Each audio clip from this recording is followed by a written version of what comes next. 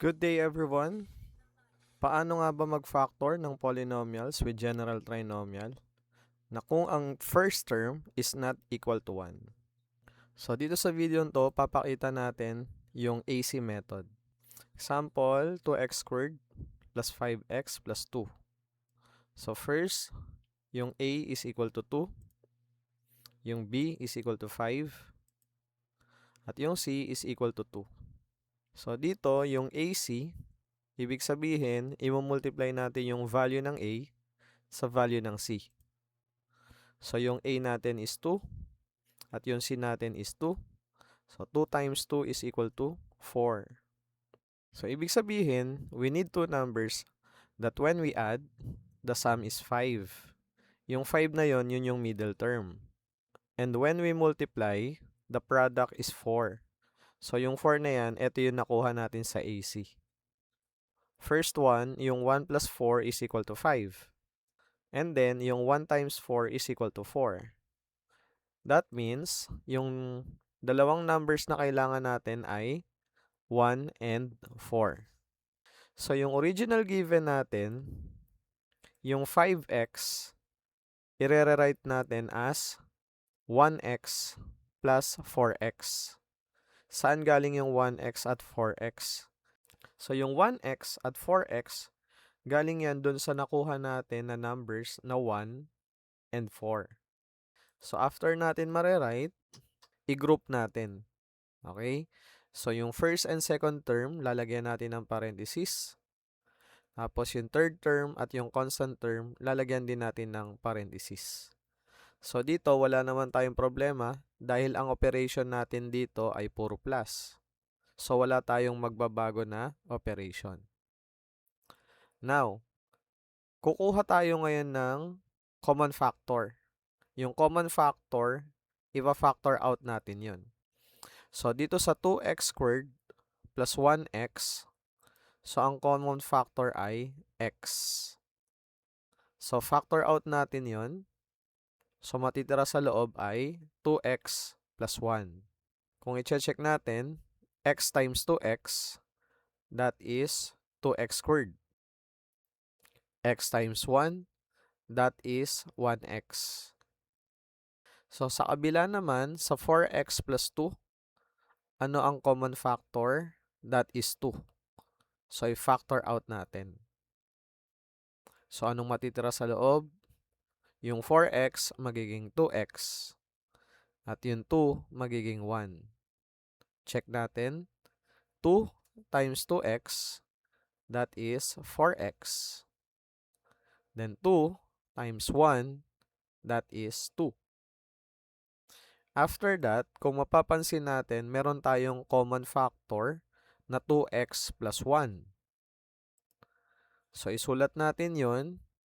And then, kung mapapansin natin, we have x plus 2. Pagsasamahin natin yan. Okay? Ibig sabihin, yung 2x plus 1, yun yung common factor. And with that, our answer is quantity 2x plus 1 times quantity x plus 2. So, yan yung factored form na nakuha natin. Okay?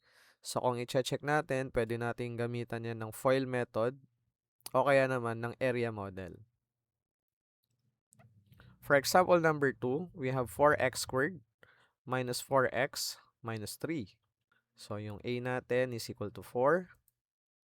B natin is equal to negative 4 kasi yung middle term natin is subtraction. And our C is negative 3. So, AC method, ibig sabihin yung A times C, mumultiply natin yung 4 times negative 3. Yung A natin is 4, yung C natin is negative 3.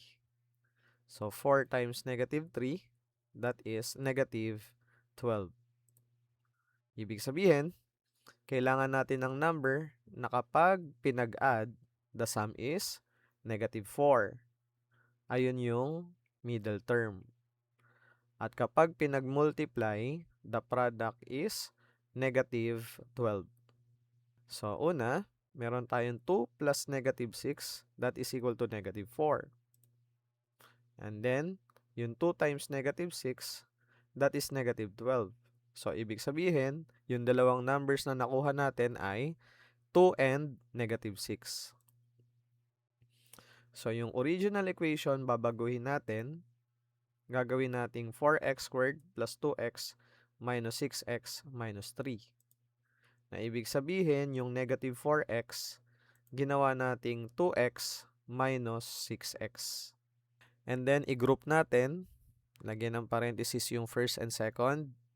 Tapos, parenthesis din sa third and constant term. So, dito, mapapansin natin dito sa third at fourth, may pagbabago na operation. Bakit? Kasi nung nilagyan natin ng parenthesis, originally, minus 6x yan. Ngayon, yung negative 6x, naging positive 6x na.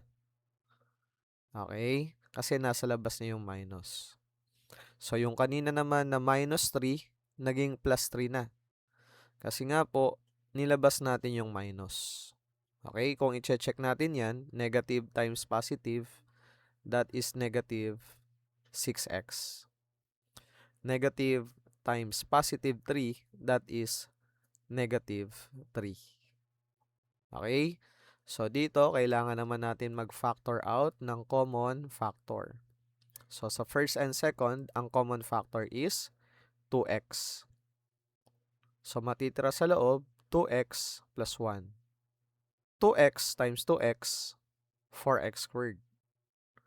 2x times 1, that is 2x.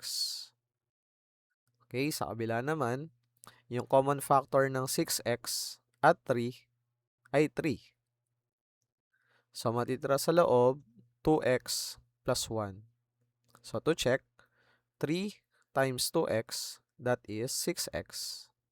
And 3 times 1, that is 3. Then, makikita natin na meron tayo ulit na common factor. Yung 2x plus 1. So, isulat natin yan, 2x plus 1. Tapos, yung 2x minus 3, pagsasamahin natin, that becomes quantity 2x minus 3.